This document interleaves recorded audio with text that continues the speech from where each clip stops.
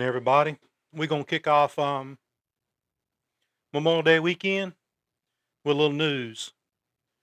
It would seem that Oregon, the state of Oregon, is intent on banning hunting, fishing, and pretty much any type of farming or ranching. So I got a little podcast this morning. I'm live on TikTok, I'm all over Facebook, and it'll be on YouTube in a few minutes. But will Oregon make hunting illegal? And I'm going to apologize to you in advance if you pop up in the comments with a question. I will come back and look, but when I'm reading and I've got some going on, I may or may not see your comment. So I apologize in advance. If you want to throw something in the comments, I'll take a look at it. And thank you so much for being there. Throw some stars and some likes in there. These platforms gauge everything on stars and likes. So throw them in there so that maybe we can keep doing this when we need to. So will Oregon make hunting illegal? Have you ever been to Oregon? I have. It's beautiful. Mountains, forests, rivers, wild country doesn't even look real. When the sun starts coming up through the fog, it's amazing. And honestly, it's almost a paradise. But there's an old saying, once you start calling someplace paradise, you can kiss it goodbye. And folks, that's exactly what some people are worried about right now. Oregon has a petition called IP28. Now, IP28 is a petition to outlaw, it would criminalize livestock production, hunting, fishing, and many traditional agricultural processes. It's called IP28 in Oregon. Now, what that is a ballot initiative. They didn't go to their representative and say, "Hey, I want you to write this bill and put it on the table so we can discuss it in open legislature." They bypassed all that. They got a petition. They got enough signatures on it, and they're claiming that they have enough signatures now to put it on the ballot and put it before voters this November. Now let that sink in for a minute. That's not a rumor.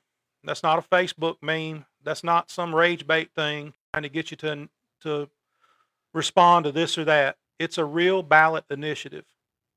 And according to opponents, this proposal would criminalize livestock production, meat production, hunting, fishing, and many traditional agricultural activities. Now, folks, they're not mincing words here. They're not trying to do some backdoor thing and say, well, our thing says protect the greyhounds, but we're really trying to ban hunting. They're just outright saying we want to ban hunting and livestock production. And they're saying they have enough signatures to put it on the ballot. This is in the state of Oregon. Now, I know somebody's going to jump in the comments and say that'll never happen here. Well, I want you to remember something. I want you to remember the things that have happened here in the last 10 years that we swore would never happen. Never in a million years. And those of you in North Carolina and some of these other places, when I talk about the big medical scare of a few years ago, we didn't have it as bad as some of the other people did. I saw some people that came from New York and places that they couldn't believe that we were still open for business, considering the way their state was turned down. But anyway, let's get back to Oregon. A lot of people laughed 10 years ago and said that there's no way that would happen here, but it did. Now, this is the same pattern we've been warning about, piece by piece, step by step, word by word. Not always direct. Sometimes it's hidden inside animal welfare language. Sometimes it's wrapped inside emotional marketing campaigns. And sometimes it's buried deep inside giant legislation like the Farm Bill, the Federal Farm Bill. Technically, it would be the Federal Farm Act. I had a lawyer correct me on that the other day. But people understand bill, so I'm going to say bill. We've had concerns over wording in bills like House Bill 657 in North Carolina. Virginia had some serious issues. Arizona, Mississippi, Texas. Basically, every state has had some issues, and that's not a coincidence that this stuff keeps popping up all across the country. It's a well organized effort. Trust me on that. But in Oregon, they have a movement now where critics say activists are openly trying to eliminate animal agriculture and hunting completely. They don't want to regulate it. They don't want to reform it. They want to eliminate it. Now grab yourself a cup of coffee. I'm going to drink out of my Starbucks cup, which is from the West Coast. But grab yourself a cup of coffee, sit down, let's talk about this for a minute. All the way out there in Oregon, this could concern every hunter, farmer, fisherman, and rural family in America. Because whether you live in Oregon or not, you live in North Carolina, Virginia, Texas, New York. New York right now, they banned youth hunting. Yeah, we're going to do a story on that soon. But no matter where you live, or if you live back in the swamps and pine woods of eastern North Carolina like me, what starts in one state has a funny way of spreading. And folks, this one's serious. The organizers behind Oregon's initiative petition, IP28, say they have enough signatures to potentially place this thing on the ballot. That's not rumors. That's not a Facebook meme. That's not a conspiracy theory. It's a real ballot initiative. And according to opponents, this proposal could criminalize livestock production, meat production, hunting, fishing, and many traditional agricultural practices. They did it. It's not law yet, but it's going to go before the voters unless something changes. Now, what I want to say here is something very important. People have a right to disagree about hunting. They have a right to be vegetarian.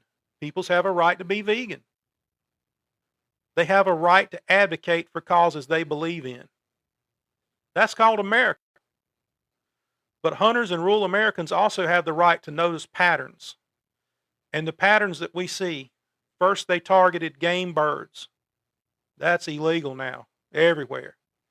Then they target trapping, then hounds, then certain breeds, then rodeos, then fishing, then farming, and then meat production itself. Think about that, meat production. It's always presented as just one small change until one day people wake up and realize the culture they grew up with is suddenly being treated like criminal behavior. Think about that. Think about the things that you do. Think about the things that you've done in the past. Think about what we call Saturday in North Carolina is a felony in New York State. A lot of the activities that I do on a Saturday might get me life in prison up in New York, especially some of the hunting devices that I carry. Definitely illegal there. But these people in cities sometimes don't understand the rural economies. A hunting season is not just about hunting. It's about gas stations. It's about feed stores. Now, feed stores, it's about them around because you don't turn the dogs off. They don't have an off switch.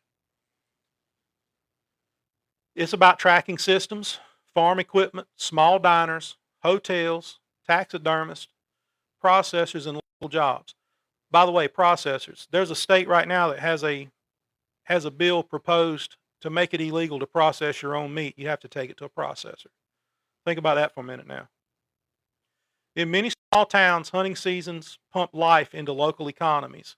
It's the same thing with livestock. If they ban livestock, are they going to ban selling meat in the grocery store? When you go to the grocery store, you're going to be able to buy carrot juice, carrot steaks, and that's it? Or is there going to be some chicken and some beef up there for you? I mean, if they ban the production in the entire state, are they going to ban the sale of it as well? This is crazy. This is really crazy. A lot of times, a family farm is just that. It's not some evil corporation. A lot of times, it's somebody's grandfather. Somebody's been trying to hold on to land that's been in the family for generations. And then activists say, stop producing meat. Stop hunting. What they're really saying is destroy the entire economic and cultural system. And I'm flipping back and forth between my two cameras here. Let's ask the obvious question. If Oregon banned or heavily restricted livestock production, where would the food come from? Where would it come from? Other states? Other countries? Seriously, other countries? Longer supply chains? Higher prices? More dependency? After all, we watched what happened during supply chain disruptions of the last few years. We're still recovering from them, and businesses are still going out of business. You'd think people would understand how dangerous that could become. Food security matters. Do they want people to starve to death? Probably. Self-sufficiency matters. Now, here's the part I think many hunters need to understand. This is not just about deer hunting. It's not about dogs. It's not about guns. It's way bigger than that. This is a culture war over whether rural lifestyles are considered legitimate anymore. And I think that's what many people are so frustrated about, because a lot of rural Americans feel talked down to constantly, like our traditions are backwards, like our skills don't matter, and like they're obstacles to progress. And we probably are an obstacle to progress because a lot of us don't fall in line and say, yes, sir, real quick. But here's the truth. The same people that are mocked for hunting are often the same people fixing stuff, working farms, feeding you, repairing power lines, making sure your electricity works, fixing your cable when it goes out, raising livestock, running heavy machinery, or keeping the communities functioning during disasters.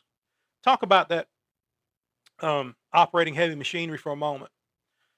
I remember before my dad died, we were in a room where a conversation was taking place, and people were complaining about the road construction that was ongoing. They were turning a 2-lane road into a 4-lane road. And there was some congestion, where the road construction is going on. Of course, there was congestion. But there was somebody in the room that complained about it and said, I wish they would just get all these tractors out of the way and stop and get rid of this stuff. Dad looked at him and said, I wish they would just prevent you from driving down a road, period, because they got to build the road for you to drive on it.